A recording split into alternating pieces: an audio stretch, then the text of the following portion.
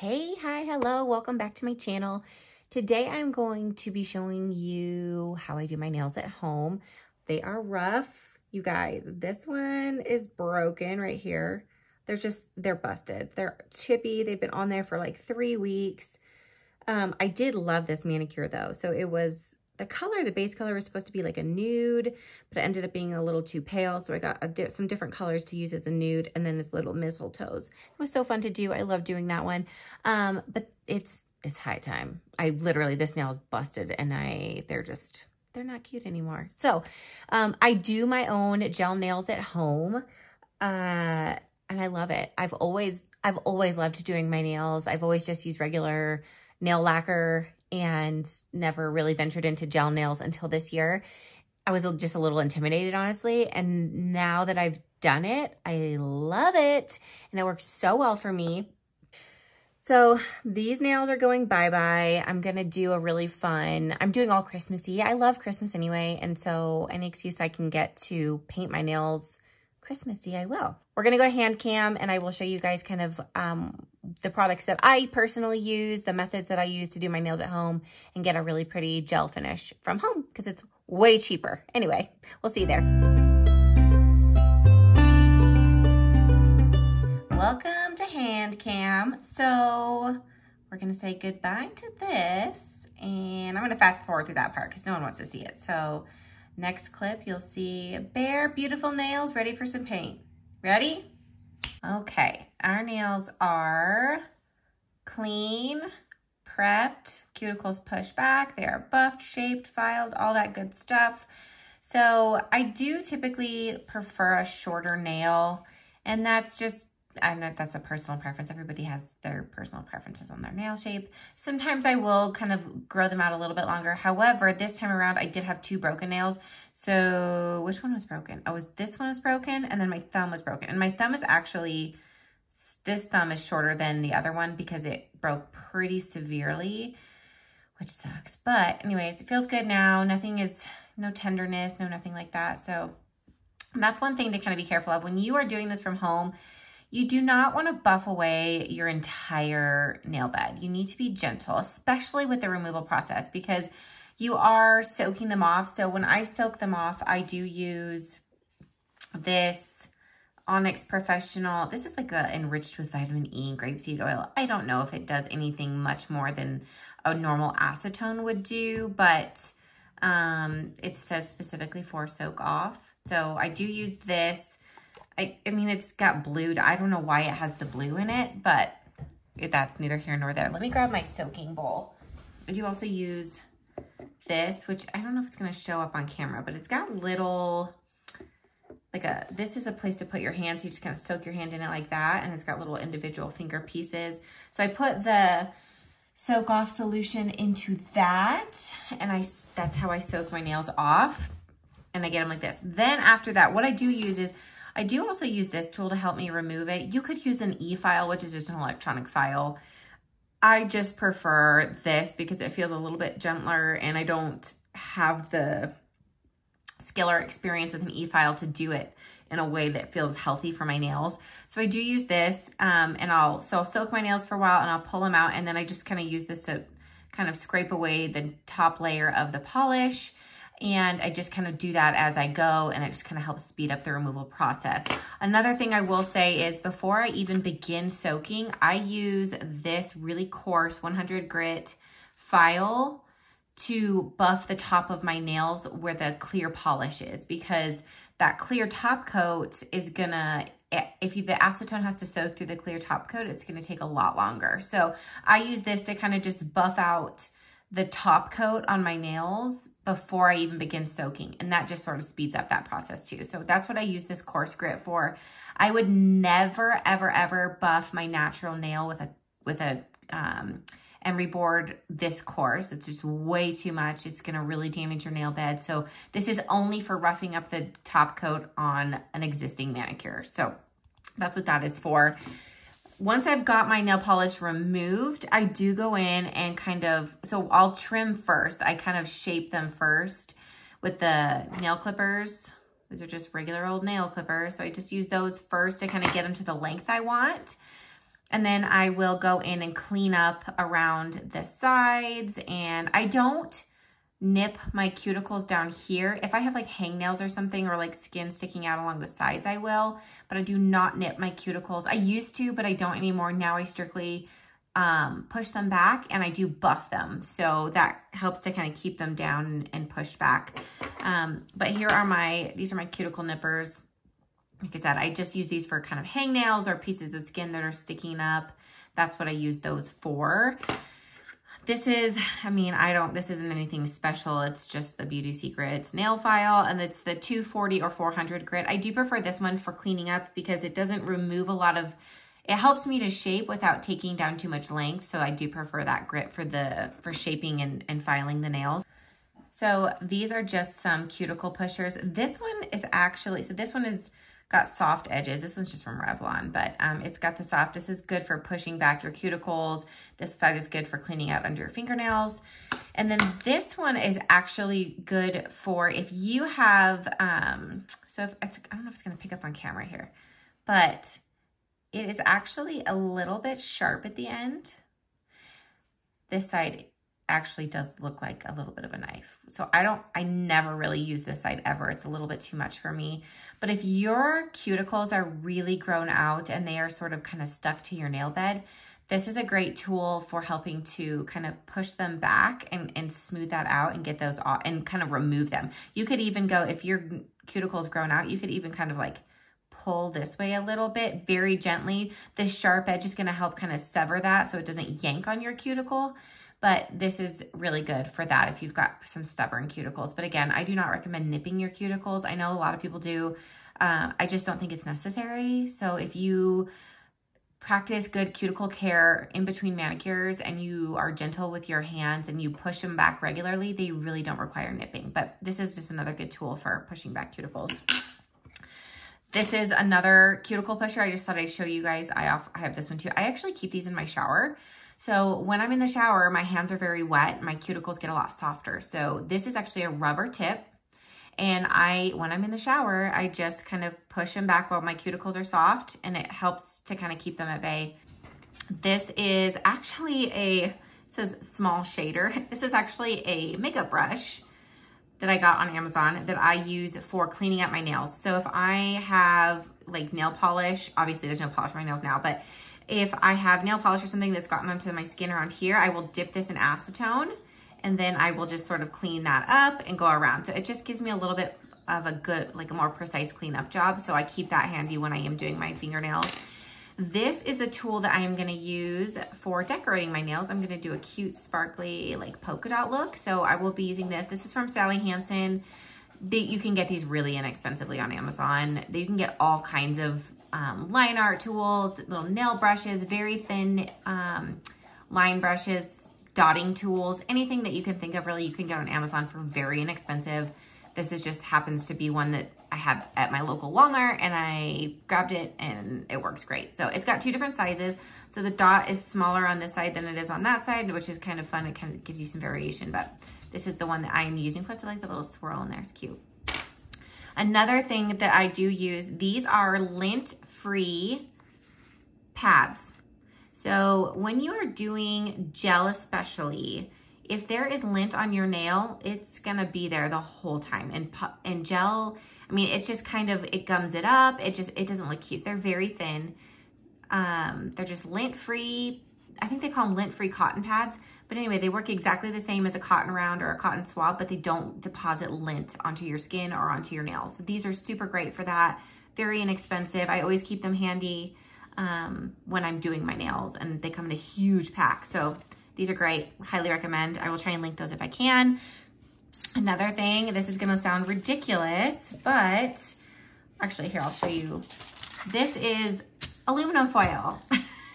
So I do keep aluminum foil handy. This one I do place underneath my LED lamp because it helps reflect the light and it helps it to cure better. So my specific lamp that I have is very inexpensive. At some point I will invest in a better one. This is from Walmart, but it works perfectly for what I need. But because it doesn't have the bottom plates, I do use aluminum foil under it to kind of reflect the light back up and then help my nails to cure a little bit better. So that's what this big piece of aluminum foil is for.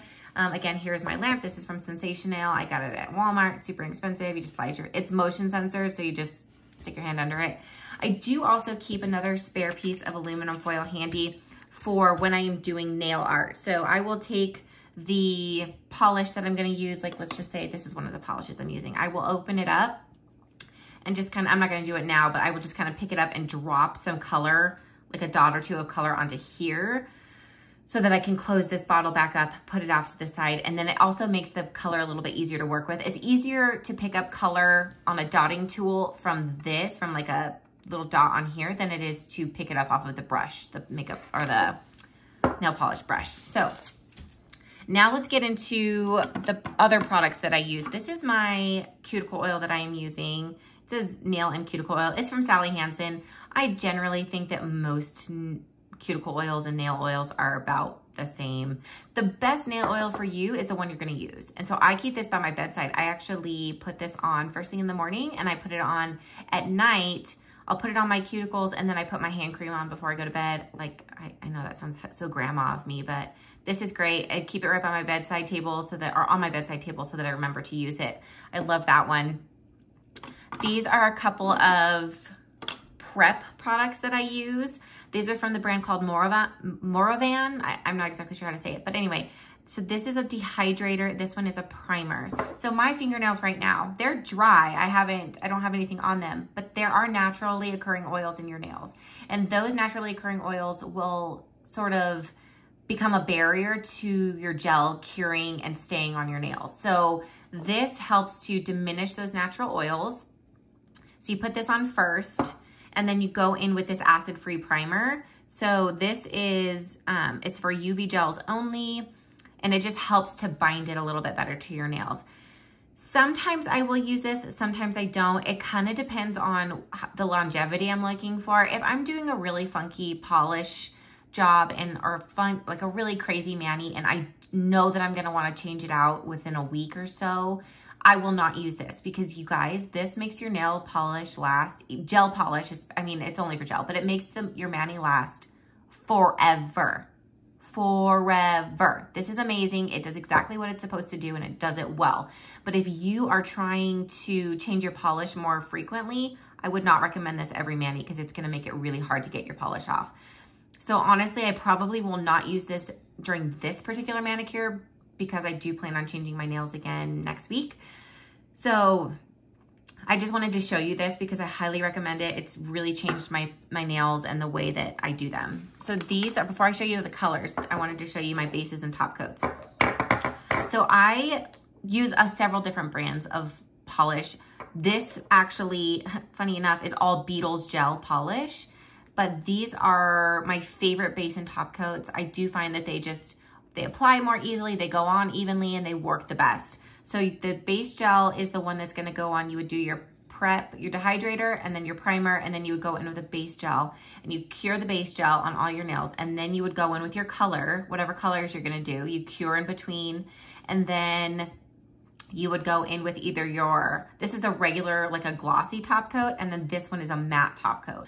I'm probably not going to use the matte top coat for this specific manicure because I'm using glitter polishes and I really want them to be sparkly. So I probably won't use this with this mani. It'll probably just be these two, but I highly recommend. They're very inexpensive. You can get them on Amazon, but I will tell you, if you order them from the Beetles website directly, you can get such better deals. I mean, I got this giant 15 milliliter, this is giant for a gel polish, by the way. I got this thing for $7, maybe not even that. I think I got it for closer to $5 or $6. And it's way less expensive than you're going to get it on Amazon. So I'd recommend just going to their website, but these are the colors I will be using. These are all glitters. This will be my base. This one is a really pretty, it's like they call it a jelly. So I don't know if that's going to translate. It's very, there's not a lot of opacity to it. It's very translucent. Go in. It looks, what it does, what I find with this kind of formula is it gives a very no polish look to the nail. So it evens everything out. It gives you a great base, but it very closely resembles the natural color of my nail bed, which I like. So especially when I'm doing kind of a funkier like colors or whatever, it's just fun and it really kind of subdues the look a tiny bit. I'm not one that goes for super crazy flashy. I like a little bit of glitz and glam every once in a while, but this works as a great base coat for any kind of different design that you want to do. It just kind of, I want to say it sort of makes it a little more chic. It makes it a little more modern looking. It's a little more classic. So I love this color. This one, you might have to play around to find one that most closely mimics your natural nail bed color. Everybody's nails are different colors. So what looks best and most natural on your nail is going to vary. Mine happens to be B074 and I love it. Then what I'm gonna do is I'm actually gonna do polka dots. So I will just go in with that dotting tool and I will just kind of do random, this is actually a green, it's sort of a blue-green, but I really like it, sort of a blue-green sparkle, and then I will do random green. Here's the red. The red is really pretty. The red has like gold flecks in it. I love the red one. So that one is, so B345, B800, and this is B545. This is a gold sparkle. If you're looking to kind of get these, this one is just a really traditional gold. Small flakes, they all have really small gold, like shimmer flakes in them, but that's what I'm gonna use. These are the 4 colors I'll be using. So I am actually going to sort of speed through the actual polish job. So I will, be doing my nails and I'll speed it up so you can kind of see the whole process. And then I will touch base with you again once they are done, and we'll go from there.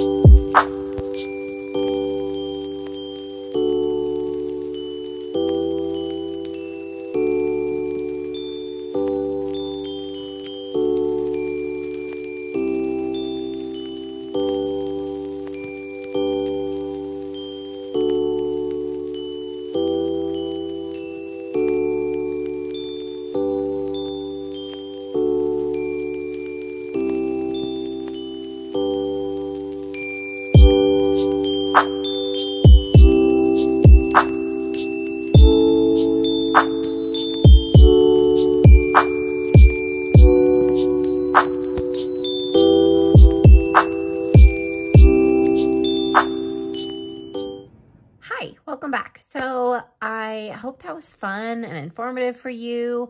I know I personally like to watch other people doing their nails. I don't know what. I'm not really sure why. I just think it's pretty fun. But anyway, here is another close-up of my nails. So as you can see, that base coat is very, very similar to my natural nail color, which I think just gives a really fun and really chic kind of base to the polka dots, which are a little more fun and playful. It's obviously not perfect. And I should have made this disclaimer that I am not a professional nail tech. I do not do other people's nails. I mean, I do like my friends' nails, but I do not do this professionally for a living. It's just a hobby for me and I genuinely enjoy it. So if you're seeing me do things that if you're a nail tech and you're seeing me do things that is a big no-no, I mean, I welcome the constructive criticism, or if you see something I'm doing that I could be doing better or in a better way, feel free to let me know that. Also, my cat is in this giant box behind me right now. It's got a present and it just got delivered and she's like trying to dig in it. Anyway, I'm not a professional. I just do this for fun and I genuinely enjoy it. A couple of tips. You noticed probably in the video, I only do one hand at a time, and that is, I guess, it's just easier for me to like focus on doing one hand and then I switch over to my other hand. So that's something that I have found to be easier. Also, it's better to over cure your nails than to under cure your nails. If you are new to gel polish, you can actually really damage your skin and your nail beds by not properly curing your gel polish. So I always err on the side of over curing. So technically my lamp does a 30-second timer. Well, it marks it at 15 and then does a 30-second timer. I generally cure each layer for closer to 60 seconds. This particular set of color polishes are pretty transparent, so they actually cure faster. And that's something to remember too, is the darker and more opaque a polish is, the longer it's going to take to cure. So you're going to want to cure darker, thicker, more opaque colors for longer than you would a jelly polish or like a semi-transparent glitter polish. So that's kind of something to think about too. But other than that, if you guys have any questions, let me know. Also, I didn't show my my polish removal technique just because it's one of those things where it's not that interesting, at least in my opinion. If you would like me to do a video or a tutorial or something about how I remove my polish and how I recommend doing it, let me know. Also, if you are, like I said, if you're a nail tech, drop your tips below. I'm not trying to say that people shouldn't go get their nails done professionally, because I definitely think that they should, and that's a wonderful profession. But if you're like me and you enjoy doing it and it's a good hobby for you, then I just want this to be informative for you. So if you like this video and you like nail content, make sure that you hit that thumbs up button, hit the subscribe button, and then tickle that little alarm bell so that you know when I post my next video. I do post about a lot of beauty subjects, makeup, hair care, my no-buy year in 2023. I'm going to be posting a video about that. So I hope to see you in my next video. Thanks, guys.